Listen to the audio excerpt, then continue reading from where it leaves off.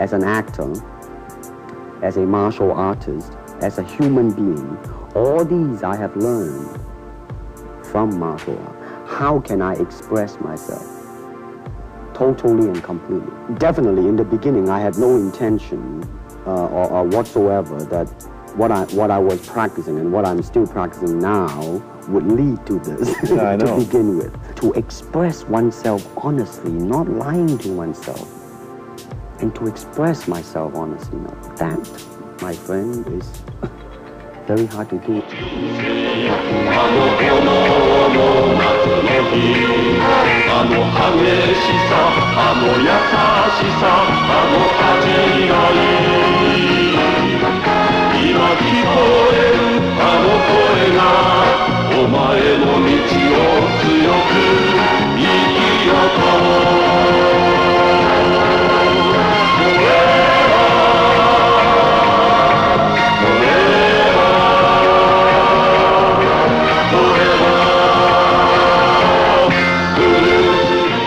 Just a little biography first. You were born in San Francisco, I understand. Right.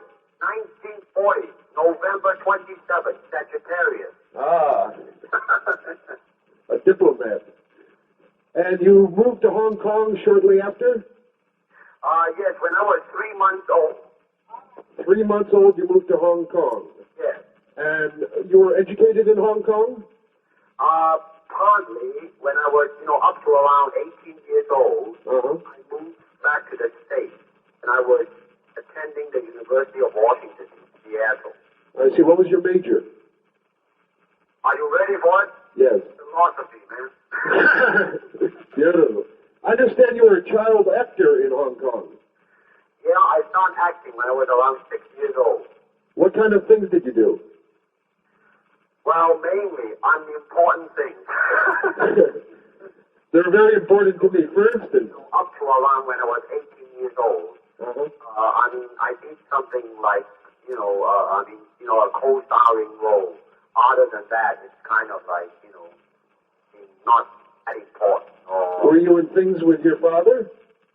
Well, no, not really. My father was in the Chinese opera. Uh-huh. A completely different thing, and I never did like that, Yeah. I rather like, to watch the Lone Ranger, I understand your father was fairly famous in the Chinese opera. Yes, he was. Is he still alive? Oh, he passed away in 1965. What was his name? Lee, L-E-E, Uh-huh. and then H-O-I, Uh-huh. C-H-U-E-N, no, wait a minute, C-H-U-E-N, that's right, Chuan. I see. How many languages do you speak?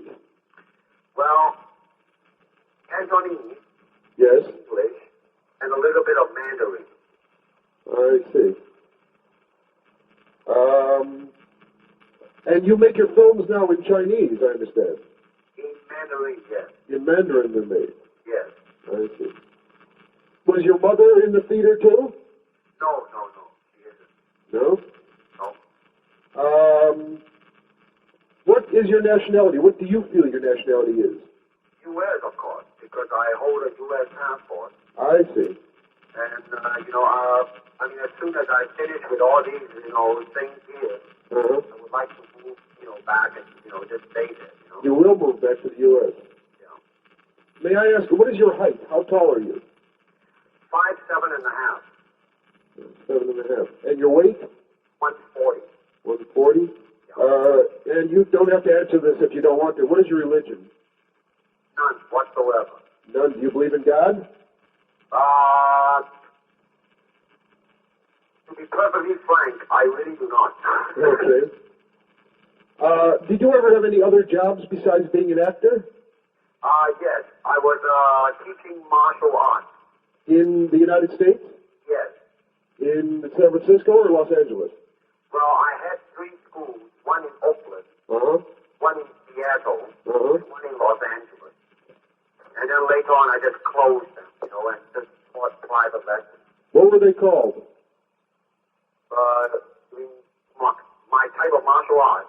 Well, you're in Jeet Kune Do? Yes, exactly.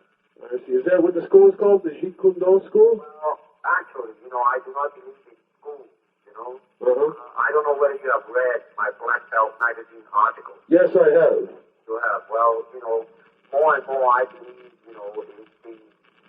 here is you have two hands and two legs. And the thing is how to make good use of yourself, and that's about it. Style kind of restricts you to one way of doing it, and therefore limiting your human capacity, I see. You said in Black Belt that man, the living creature, the creating individual, is always more important than any established style. Does this mean that you change your style all the time in karate? I mean this. I mean that man is always in a learning process, whereas style is a concluding, established, solidified something, Yeah. You cannot do that, because you learn every day as you grow on. When did you begin studying the martial arts? At what age? When I started? Yes. 13. 13. Did you study with any famous sensei? Well, I studied under YIT, MAN. Chinese, it's a Chinese art, That is the name of a man or the name of the art? The name of my instructor. I see. And what form of the martial arts was that? The style is WINT, and then CHUN. Uh-huh. And is that anything, is that a Chinese form of karate? Well, actually, you cannot call it a Chinese form of karate because karate came after the Chinese Uh-huh. kung fu. It's Chinese kung fu, actually. Oh, it's kung fu. Yeah. Oh. All these, karate and all these things came after that. I see. Have you ever been married? Are you married? Oh, yeah, definitely. I got 2 kids. You do what you do. How long have you been married? Oh, I've been married now for around 9 years. 9 years. What is your wife's name? Linda. Linda. Is she Chinese or American? She's American. She's American. What are your hobbies? What do you do to relax? What do I do to relax? Yes. Work.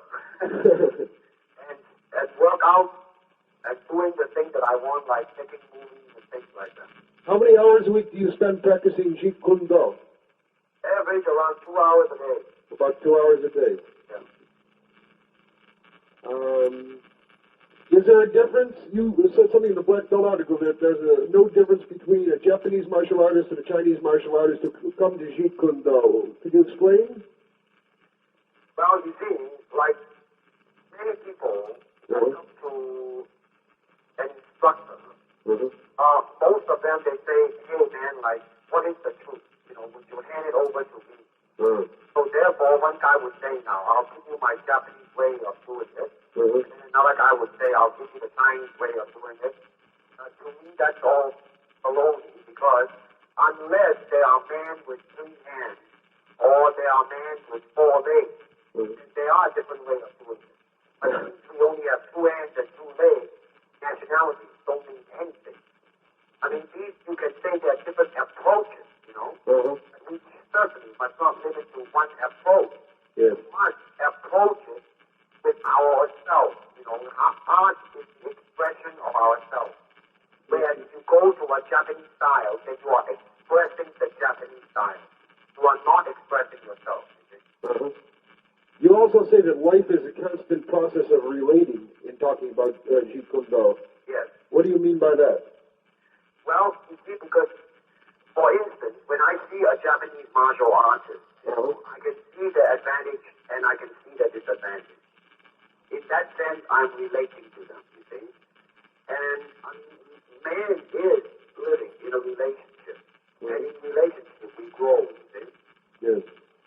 But this philosophy that you have, doesn't it go against much of what is taught in martial arts by normal instructors?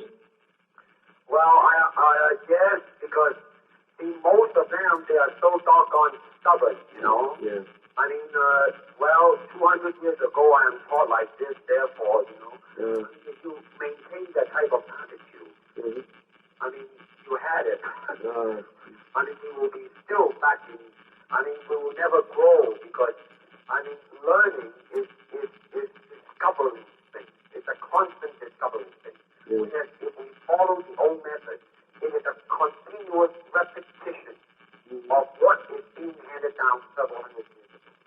You said that at age 18 in 1940 you returned to the United States. You came back to where? Los Angeles?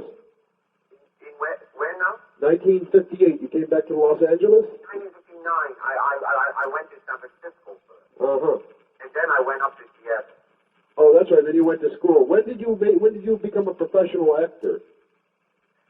That's a very funny story. Because when I went back to the States, I really didn't think, I said, here I am with a Chinese, not prejudice or anything, but really in realistic thinking. How many times in film is a Chinese required? Right. And when it is required, it is always branded as the typical, type, you know what I mean? Right. So I said, hell with it, However, in 1964, in Long Beach International Karate Tournament, I gave a demonstration. And at that time, William Dozier was doing the Batman and, and he saw it. So, he signed me up, and I did the Green Hornet, and then I went on and, did that Long Street. So how long did the Green Hornet series last? It lasted for one season. That's all. I thought it was longer than that. Yep. And then it went into rerun in the Orient and did much better than it did in this country, did it? Well, in a way, it established me here in Hong Kong. Yeah. And then in you stayed in the States, did some Long Street episodes, and then... Did you see the one that I taught James Franciscus? No, I didn't see that. I heard about it, though. Chance to, Yeah. When you get a chance to, ask Paramount to show it to you. All right. Because it's worth seeing, really, because, that one, Sterling Silverphone, him and I, we sit down and we wrote that thing together, You and James Franciscus? Yeah. The first one. It's called, in fact, the name is called The Way of the Intercepting Fist. That's the name of the episode. Oh. Okay. They asked me, to go back, to do a television series. Warner Brother was committed, they were offering me $25,000 to hold me to do a television series. This was after Green Hornet. Do it, Uh-huh. Then I went back to Hong Kong in 1971 and did a movie called The Big Boss. Right. And the damn thing just broke the all-time record. Now, Big Boss was produced by Raymond Chow, Yes, and the director was Lo Wee. yes. How much did the film cost to make, do you know? How much it cost to make that film? Yeah. Very cheap. What is very cheap? Around 500,000 Hong Kong, which is like less than 100,000 US. And how much did it make? What was... It grows in Hong Kong alone, around 500,000 US. Wow. Now, so it broke all-time record, and then, all the time before, Chinese scripts were kind of like, unrealistic and really, overacting and a lot of these jumping around and, not, well, anyway, all in all, it's not real, you know what I mean? So I came back and I introduced some new elements to it, which is like, when I kick, I really kick and, and all that, well... Isn't that dangerous? Let me say this. Ultimately, martial art is expression of oneself. And in your films, do you express yourself? Huh? You express yourself in your film? Yep. Honestly, and as much as I can, I did that, and then it was a huge success. And then the second... Wait, before we leave Big Boss, where was Big Boss filmed? Was that filmed in Hong Kong, too? Oh, it was filmed in Bangkok. And so the next one came out, and it broke the first one by over a million. Now tell me, who was Lo Wee the director on Fist and Fury? Yes. And was Raymond Chow again the producer? Huh? Was Raymond Chow producer of Fist and Fury? Who produced Fist and Fury? Today, we're shooting today on location. And we are called Enter the Dragon. Enter the Dragon. Yeah, and it's my company that is producing it, and I'm directing it. Uh-huh. And before we leave Fist and Fury, how much did Fist and Fury cost to make? The Fury is around 800,000 in Hong Kong. Which would be, what is it? Over 100,000. Under 200,000 US. Uh-huh. And how much did that gross altogether? It grows close to $1 million US. 1 million. Hong Kong alone. Now, where else will it play besides Hong Kong? Well, the Big Boss, the first one, all-time record in Hong Kong and Singapore. Uh-huh. In Thailand, Fist of Fury is doing the same right now in Singapore. Ah. And this one I'm doing now. I mean, it's not yet, released, but I have every inch of confidence that it's going to break the previous three.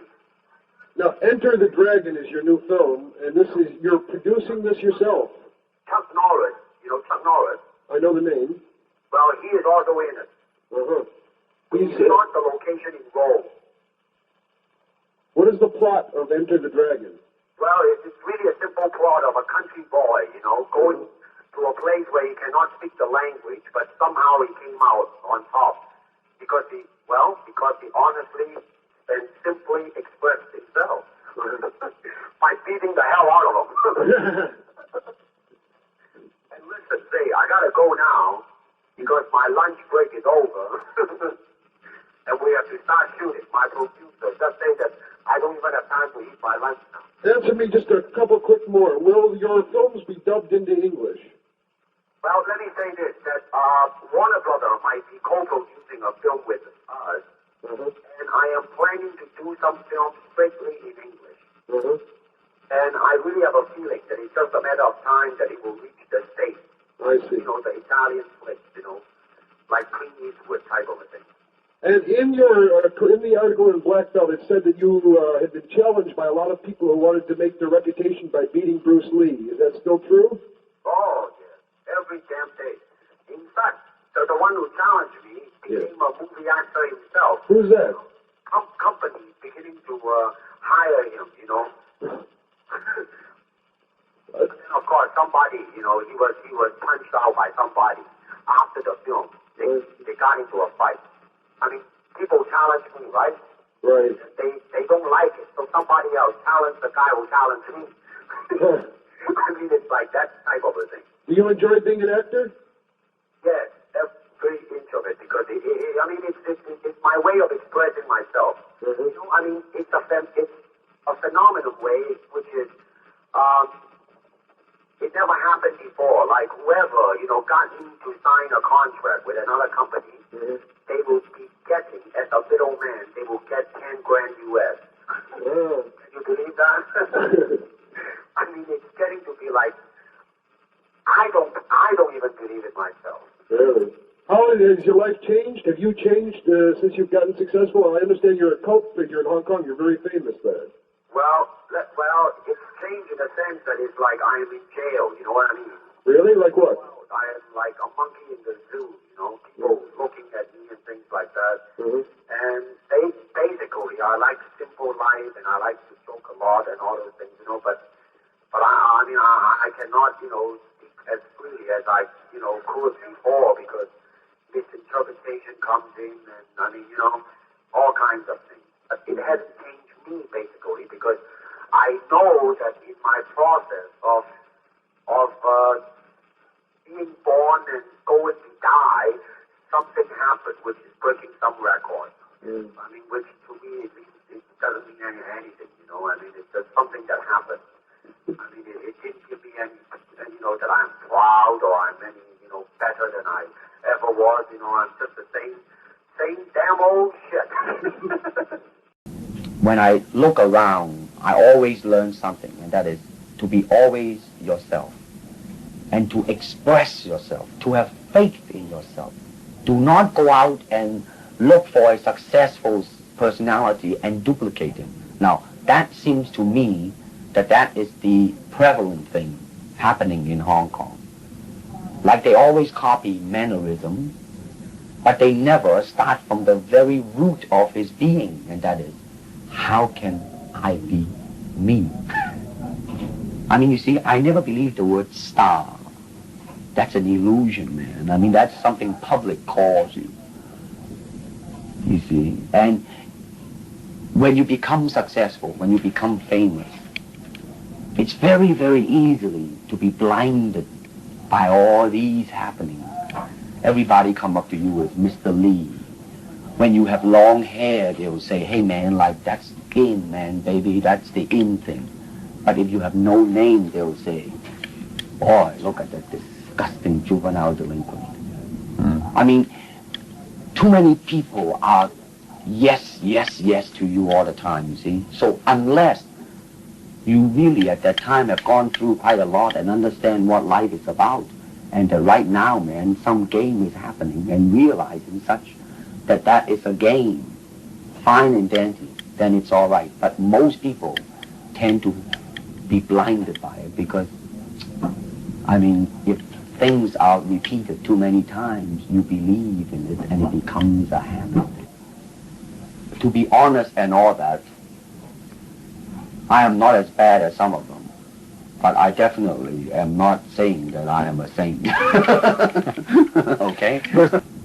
There is no such thing as an effective segment of a totality.